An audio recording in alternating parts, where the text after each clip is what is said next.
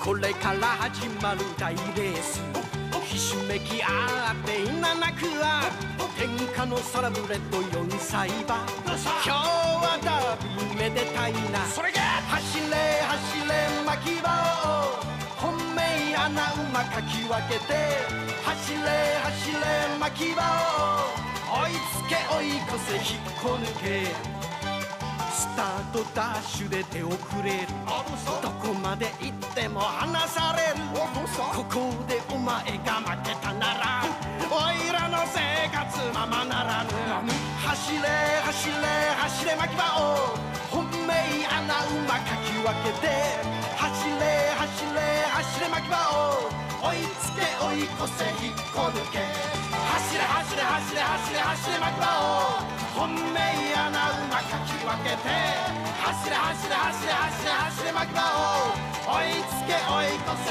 引っこ抜け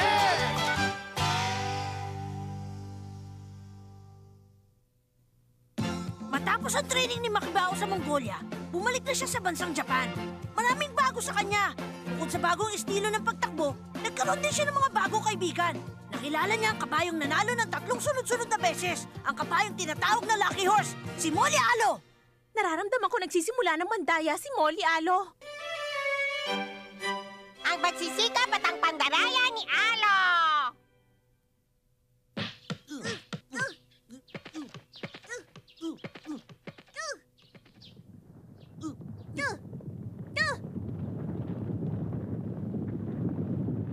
Sinadya yung gawin ni Molly Alo.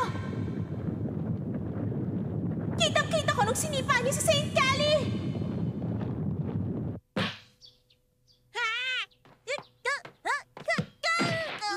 Tero, ayos ka lang ba? Tero! Huwag ka mag-alala, ayos lang ako. Kung talaga nag-aalala ka para sa kanila, panoorin mo na lang yung susunod na laban ni Alo. Pero Boss Ronald, alam mo ba kung kailan ang susunod ng laban? Sa pagkakaalam ko, sasali siya sa G2 Race sa susunod na buwan. Abangan na lang natin yun, ha?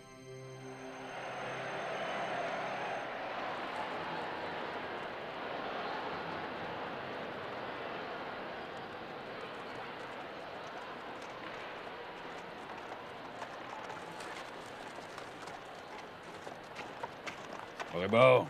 Wala namang problema kung gusto mo bantayan ang magiging laban ni Molly Alo. Pero meron pang isang mahusay na kabayong kasali ngayon na posible maging isa sa mahigpit mong kalaban at mataas ang potensyal niya. Talaga? Paano nyo nasabi mataas ang potensyal?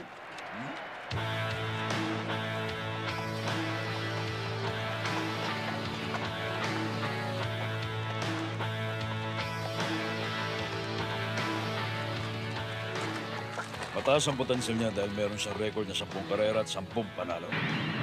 Siya si Satomi Amazo. Malakas ang pakiramdam ko mananalo siya sa labang ito. Dahil sa naging injury, hindi makakalaban si Peter the First na mahabang panahon. Kaya sa ngayon, iisa lang ang kabayo may kakayahan para makipagsabayan kay Cascade. At yun ay si Makibao. Makibao, kailangan mong panoorin mo. Aba, saan siya nagpunta?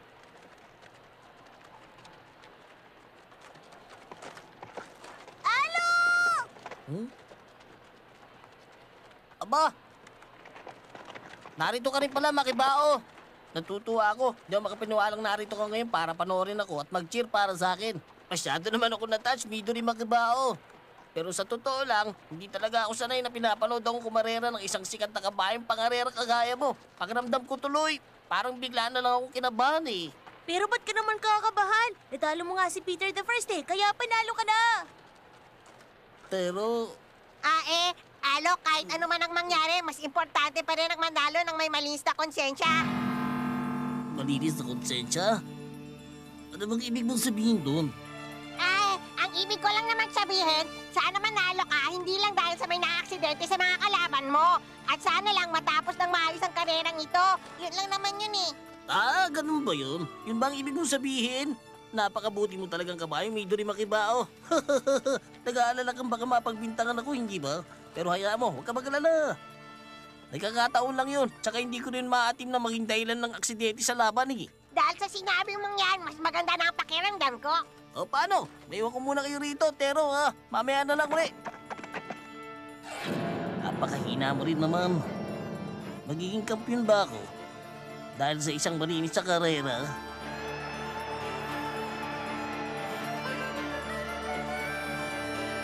Panoorin mo ako. Eto na, nagsisimula na ang karera. Naglapasan na sa gate ang mga kalahok. At ang nangunguna sa karerang ito ay walang iba kundi ang isa sa mga pinakasikat na kabahay sa ngayon, si horse number 2, si Molly Alo. Sige! Galingan mo, Alo! Mapatunayan kaya ni Alo na hindi ang mga naganap na aksidente naging dahilan ng pagkapanalo niya. Yan ang alamin natin ngayon, mga kaibigan. Nasa pang-5 o pang-6 na pwesto si Satomi Amazon. Kahit magaling nga siya, masyado naman siyang malayo kay Alo. Mahirapan na siyang humabol. Hindi, masyado pa maaga para masabi. Oo, ang kaso masyadong maganda pinapakita ngayon ni Alo. Oo nga. Tama ka. Ang ganda nga na pinapakita niya. Sa ngayon nangunguna pa rin si Molly Alo at patuloy pa siyang bumibilis. Unti-unti na siyang lumalayo sa mga kalaban niya. Kapag naipagpatuloy niya ang ganitong klaseng performance, sigurado mas lalong gaganda ang resulta para sa kanya. At ngayon mga kaibigan, nakalagpas na si Molly Alo sa second curve lane at mukhang siya pa rin ang mauuna makapasok sa third curve lane. Sige lang, Alo! Kaya-kaya mo yan! Patuloy yung pagtakbo ni Molly Alo. Sa ngayon, malalagpasan niya na ang unang 1,000 meters. Malalagpasan niya na ang signpost. At nagawa niya yun sa loob lang ng 59 seconds! Grabe, ang bilis. Hindi ko inaasahan na ganyan pala talaga kabilis si Molly Alo. Tama ka. Huh? Kahit pa sabihing nanalo nga siya dahil sa naaksidente ang mga kalaban niya, siya pa rin ang tinuturing na legal na panalo. At kung sakasakali mang may ginawa sa pandaraya, makikita naman niya na meron talaga isang potensyal kahit pa paano. Matapos makalagpas sa 3 curve lanes, unti-unti na ngayon bumibilis ang ibang mga kabayong nasa likod. Sinusubukan nilang humabol, pero meron pa natitirang 500 meters. Makahabol kaya sila? Pumasok na ngayon sa straight lane ng kabayong si Tiger. Siya ang pumapangalawa at unti-unting lumalapit sa nangungunang si Molly Alo. Pero may isa sa mga nasa likod na talaga naman pumapaspas mga kaibigan, si Satomi Amazon. Meron siyang record na 10 races and 10 wins. Aba, hindi biro yun. Nag-overtake na siya mula sa outer lane at unti-unti na siyang lumalapit kay Tiger. Si Tiger naman, unti-unti na rin lumalapit kay Molly Alo. Ginagamit ng Molly Alo ang lahat ng lakas niya para manatili sa posisyon. Pero mukhang wala na siyang ibibilis pa. Nahahabol na siya ni Satomi Amazon. Alo! Galingan mo! Kaya mo yan! Tandaan mo, hindi ka pwedeng matalo! Pero,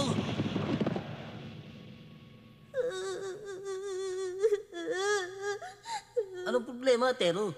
Hindi ka ba papasok? Parents day ngayon sa school namin. Pero hindi naman makakapunta sila mama at papa. Hindi na rin lang ako pupunta. Ano kaya kung ako na lang ang pumunta para sa kanila? Hindi! Pag nagsama ako ng kabayo sa parents day, magtatawanan lang ako ng magkakaklase ko. Kaya dapat mga magulang talaga ang pumunta. Tama. Hindi ako pwede magmahal. Hindi ako pwede magmahal at wala akong dahilan para magmahal. Nakikita natin ngayon na nakahabol na nga si Tiger kay Molly Alo. Pero hindi lang si Tiger. Unti-unti na rin humahabol si Satomi Amazon. Halos magkapantay na lang silang tatlo ngayon. Sige, makikita natin ngayon. Makikita na natin kung talaga masamang kabayo si Alo. Kailangan siyang panoorin mabuti. Hindi gagawa ng ganong klaseng bagay si Alo. Naniniwala akong hindi niya yun magagawa.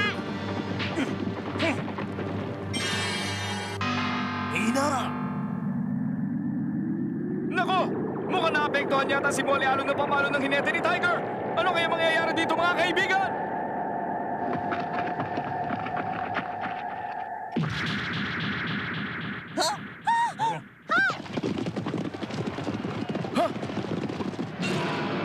Mukhang naapektuhan din si Tiger nang naging reaksyon ni Molly Alo. Tumatakbo siya papalapit kay Satomi. At ngayon, papalapit na si Molly Alo sa finish line. Siya na naman ang nanguna sa karerang ito. Ito na ang pang-apat niyang sunod-sunod na panalo. Pinatutunayan niya lang na isa siyang maswerteng kabayo. Masasabi nating isa nga siyang lucky horse. Anong swerte pinagsasabi niyo? Nagpanggap siya na apekto siya ng pamalo ng inete, kaya sinipa niya si Tiger sa tagiliran na naging dahilan para mapabunggo yung kay Satomi Amazon na nasa outer lane. Ano makibao? Nakita mo ba yung nangyari yun, ha? Oo, nakita ko.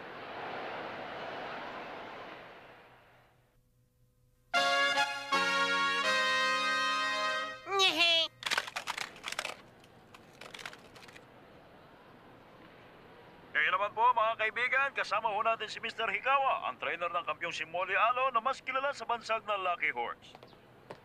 Mr. Hikawa, matapos ito, didiretso na po ba kayo sa pagsali sa New Moon Derby? Hindi. Bago ang New Moon, meron pa kaming sasalihan. Gusto ko ni Alo na manalo sa bawat karerang meron dito sa Japan. Ang ibig niyo sabihin, sasali pa sila sa ibang karera? Ganun ho ba? Ano hong karera ang susunod niya? Mangyayari yun 3 linggo mula ngayon. Ang karerang sponsored ng Fuji Television, ang Spring Derby. Yun ang isusunod namin pagkatapos nito. Ano? Pero imposible! Speaking of Spring Derby na sponsored ng Fuji Television, naalala kong sasali rin sa karerang yun si Midori Makibao na kararating lang mula sa training niya sa Mongolia. Ano pong masasabi niyo ron? Ganun ba? Matapos si Peter the First at Satomi Amazon, si Makibao naman ang makakaharap ni Molian. Mr. Zhang, totoo ba yung sinabi ng reporter? Oo, totoo. Pero dahil sa pangyayaring ito, hindi ako sigurado kung pasasalihin ko pa si Makibao sa karera na yun. Gusto ko sumali sa karera kahit nandun si Alo.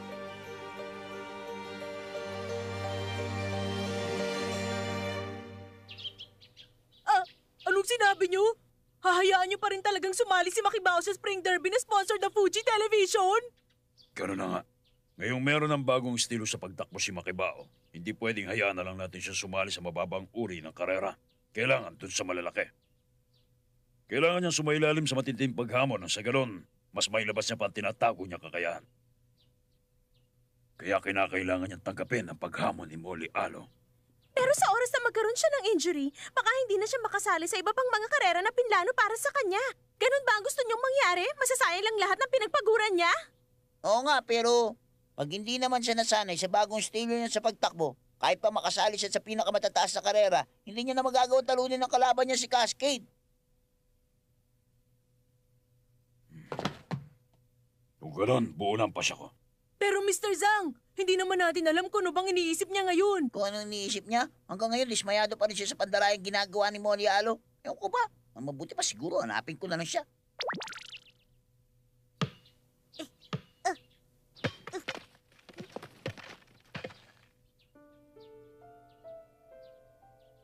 Aba, narito ka pala, Makibao.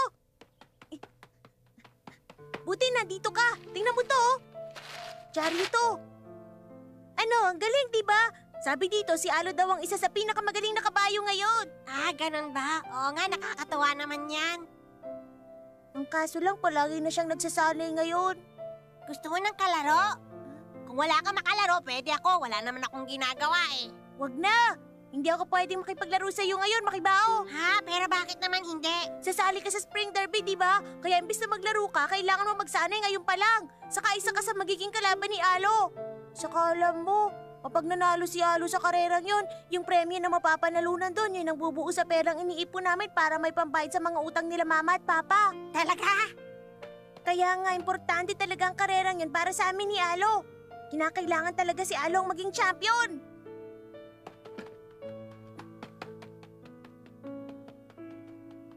Kaya pala, naiintindihan ko na ngayon. Kaya pala ginagawa ni Alo ang ganong klaseng pandaraya dahil meron siyang mabigat na dahilan. Dahil kailangan niya talagang manalo. Kaya naman, ang ibig sabihin pala, kapag natalo ko si Alo sa paghaharap namin,